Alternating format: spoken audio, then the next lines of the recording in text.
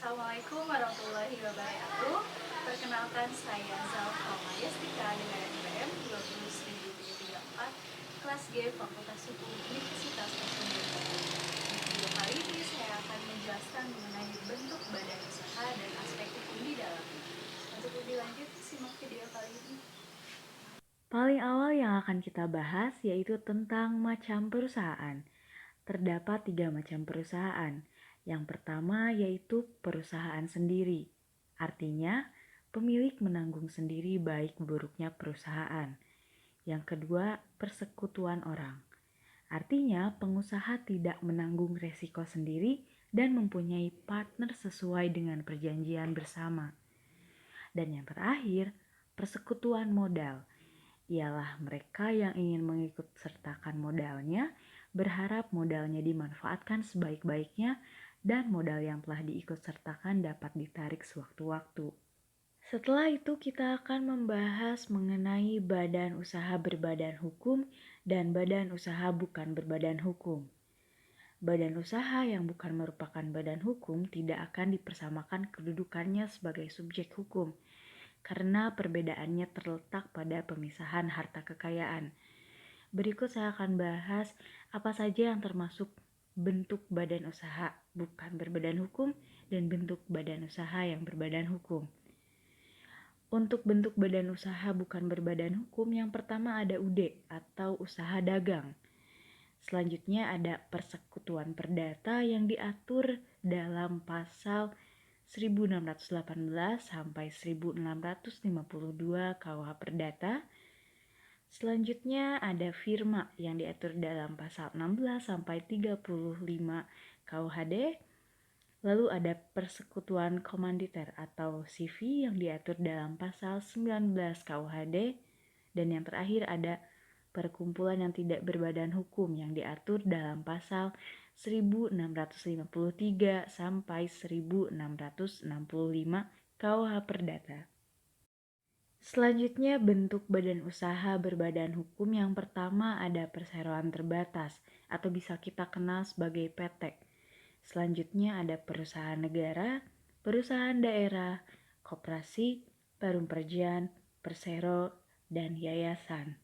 Nah, terdapat perbedaan badan usaha berbadan hukum dan badan usaha tidak berbadan hukum. Badan usaha berbadan hukum, subjek hukumnya adalah badan usaha itu sendiri. Sedangkan mengenai hartanya, harta kekayaan perusahaan terpisah. Dan untuk kewenangan menuntut dan dituntut yang ada pada badan usaha berbadan hukum, ialah pihak ketiga dapat menuntut perkumpulannya.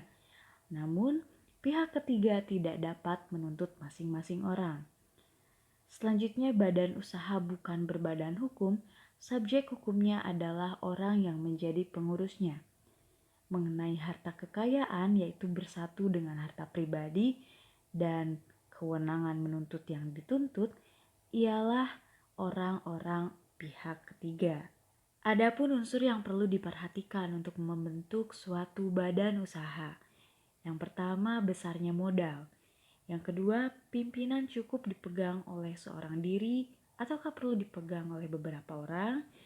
Yang ketiga, risiko ditanggung sendiri atau bersama. Yang keempat, hak dan kewajiban mana yang diinginkan para pemilik. Dan yang terakhir, memperhatikan keinginan publik. Selanjutnya kita akan membahas mengenai perkembangan dan jenis badan usaha. Namun sebelumnya, kita harus tahu apa itu badan usaha.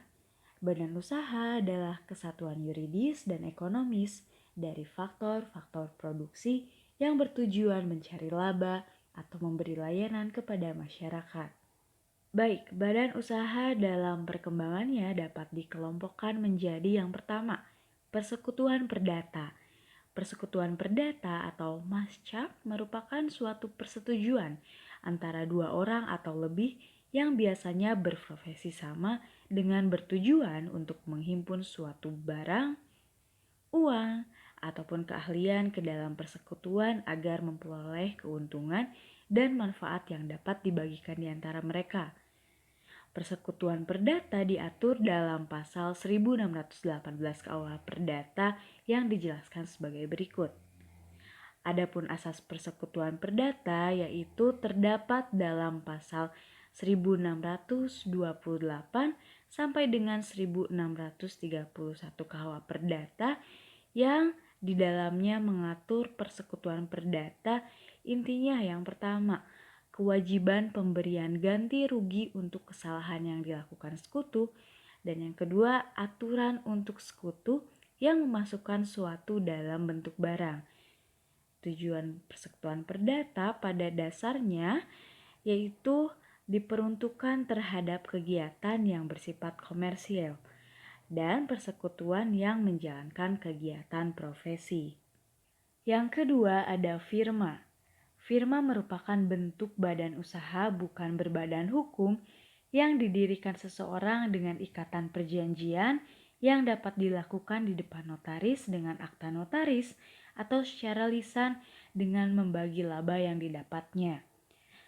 Dalam pasal 16 sampai dengan pasal 35 KUHD, firma adalah persekutuan terbatas khusus sebagai berikut, yaitu menjalankan perusahaan. Pasal 16 KUHD dengan nama atau firma. Pasal 16 KUHD dan tanggung jawab sekutu bersifat pribadi untuk keseluruhan. Pasal 18 KUHD.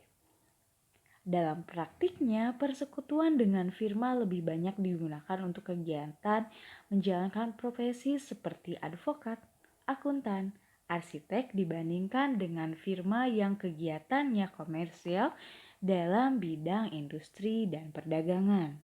Yang ketiga ada persekutuan komanditer atau bisa kita kenal dengan CV. CV merupakan campuran antara persekutuan orang dan persekutuan modal yang mempunyai dua golongan peserta, yaitu pertama, peserta yang bekerja aktif. Artinya, peserta yang dapat mengurus, memimpin, dan bertanggung jawab. Yang kedua, peserta pasif atau diam. Peserta itu tidak ikut kerja dan hanya mengikut sertakan modalnya saja. Tentu tanggung jawabnya terbatas hanya terhadap utang badan usaha dan hanya sampai pada jumlah modal yang diikutsertakan dalam permodalan perusahaan.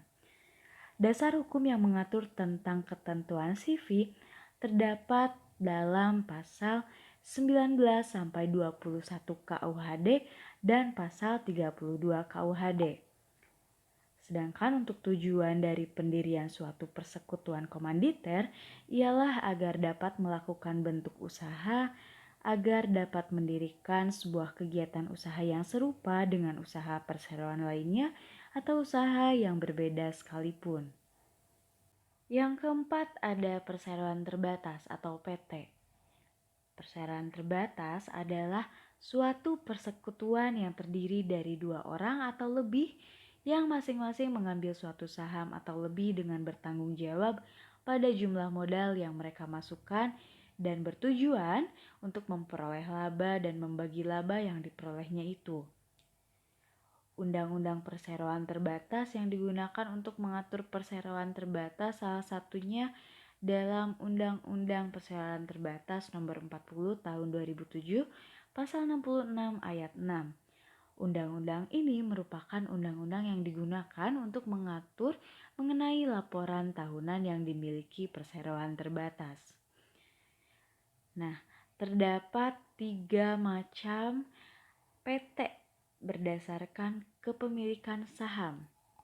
Yang pertama yaitu PT terbuka. PT terbuka adalah perseroan terbatas yang menjual sahamnya kepada masyarakat. Contohnya PT Indofood Sukses Makmur dan PT Telekomunikasi Indonesia. Yang kedua ada PT tertutup. Ialah yang sahamnya hanya dapat dimiliki oleh orang tertentu saja. Biasanya terbatas di kalangan keluarga sendiri. Contohnya seperti Bakri Group milik Abu Rizal Bakri. Dan yang ketiga ada PT kosong.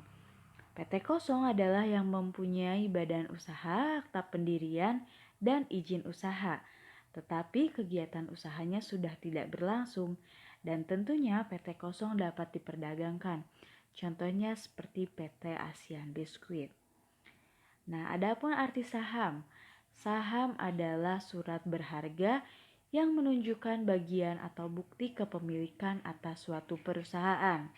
Nah, terdapat macam saham yaitu saham biasa dan saham preferred. Selanjutnya yang akan kita bahas, yang kelima ada koperasi. Koperasi adalah badan hukum yang didirikan oleh orang perseorangan atau badan hukum koperasi dengan pemisah kekayaan para anggotanya sebagai modal untuk menjalankan usaha yang memenuhi aspirasi dan kebutuhan di bidang ekonomi, sosial, budaya yang sesuai dengan prinsip koperasi. Nah, adapun penjenisan koperasi sebagaimana tercantum dalam Undang-Undang Nomor 25 Tahun 1992 tentang perkoperasian dikenal 5 jenis koperasi, yaitu yang pertama, koperasi produsen, koperasi konsumen, koperasi simpan pinjam, koperasi pemasaran, dan koperasi jasa. Asas koperasi berdasarkan pasal 2 Undang-Undang Nomor 25 Tahun 1992 yaitu kekeluargaan. Adapun tujuan koperasi seperti dalam pasal 3 Undang-Undang Nomor 25 Tahun 1992 yaitu bertujuan untuk memajukan kesejahteraan anggota pada khususnya dan masyarakat pada umumnya, serta ikut membangun tatanan perekonomian nasional dalam rangka mewujudkan masyarakat yang maju, adil dan makmur berlandaskan Pancasila dan Undang-Undang Dasar 1945. Nah, dan yang terakhir ada yayasan.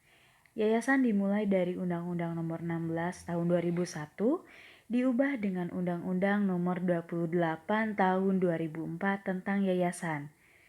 Yayasan adalah badan hukum yang terdiri atas kekayaan yang dipisahkan dan diperuntukkan untuk mencapai tujuan tertentu, seperti misalnya di bidang sosial, keagamaan, dan kemanusiaan yang tidak mempunyai anggota. Nah, kiranya hanya itu yang dapat saya sampaikan mengenai bentuk badan usaha beserta aspek hukum di dalamnya.